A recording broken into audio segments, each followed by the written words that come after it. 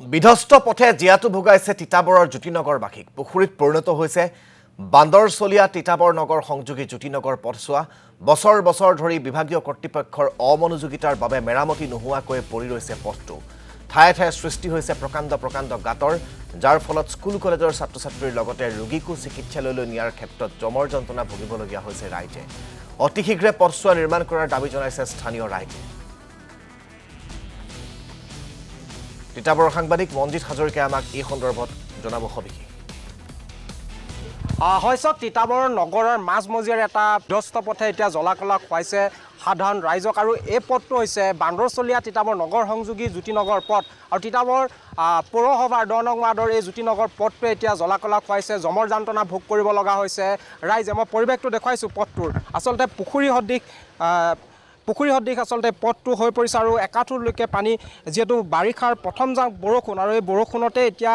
একাঠু পানী সৃষ্টি হৈছে আমি দেখুৱাইছোঁ পৰিৱেশটো যিহেতু নগৰৰ মাজমজিয়াৰ আৰু অতি গুৰুত্বপূৰ্ণ পথ সদাব্যস্ত এটি পথ দৈনিক হাজাৰ লোক আচলতে এই পথেৰে অহা যোৱা কৰে বিদ্যালয়লৈ কাৰ্যালয়লৈ আচলতে অহা যোৱা কৰে বিদ্যালয়লৈ ছাত্ৰ-ছাত্ৰী অহা যোৱা কৰে ওচৰতে আচলতে দুটাকৈ কাৰ্যালয় আছে বিদ্যালয় আছে তাৰ পিছতো বাৰে এইসকল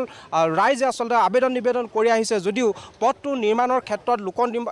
লোক নিৰ্মাণ বিভাগে হওক বা স্থানীয় যিগৰাকী বিধায়কগৰাকীয়ে কিন্তু কোনো গুৰুত্ব দিয়া নাই আমি কথা পাতিবলৈ যত্ন কৰি আপোনাৰ কাষলৈকে আহিছোঁ যথেষ্ট সমস্যাৰ সন্মুখীন হৈছে কি ক'ব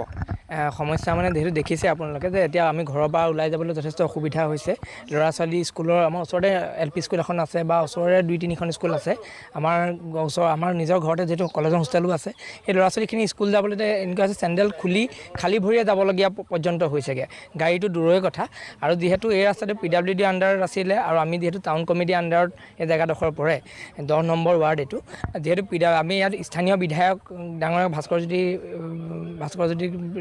যিজন বিধায়ক হয় তেখেতক জনোৱা হৈছিলে আৰু তাৰপিছত তেওঁ জনোৱাৰ পাছতো কিন্তু ভাস্কৰজ্যোতি বৰুৱাই আজিলৈকে আহি এদিন প্ৰতিশ্ৰুতিও দিছিলে যে শিলগুটি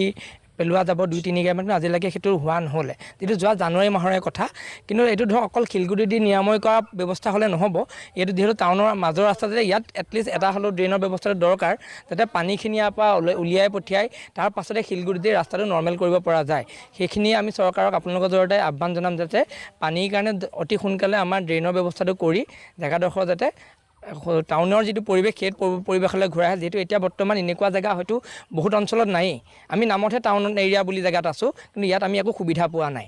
সেইখিনিয়ে কথা ধন্যবাদ জনাইছোঁ আপোনাৰ কাষলৈকে আহিছোঁ বৰদেউতা কি ক'ব যিহেতু যথেষ্ট সমস্যা আছে দেখা গৈছে যে ছাত্ৰ ছাত্ৰীসকলেও প্ৰতিদিনে আচলতে অহা যোৱা কৰোঁতে দুৰ্ঘটনাও হৈছে সৰুবৰ কি ক'ব সঁচাকৈ ক'বলৈ শব্দৰ গাঁথনিয়ে কিছুমান কথা প্ৰকাশ কৰিবলৈ অলপ অসুবিধা হয় সদাব্যস্ত এইটো জ্যোতিনগৰ পথ বিভিন্ন সংযোগী পথ এতিয়া সংযোগী পথ বুলি ক'বলৈ দুখেই লাগে যিহেতু অলপ পানীতে অলপ বৰষুণতেই পুখুৰী সদৃশ হৈ পৰে যাৰ কাৰণে বিভিন্ন ঠাইৰ পৰা মঞ্জিত আপোনাক এই মুহূৰ্তত ধন্যবাদ জ্ঞাপন কৰিছোঁ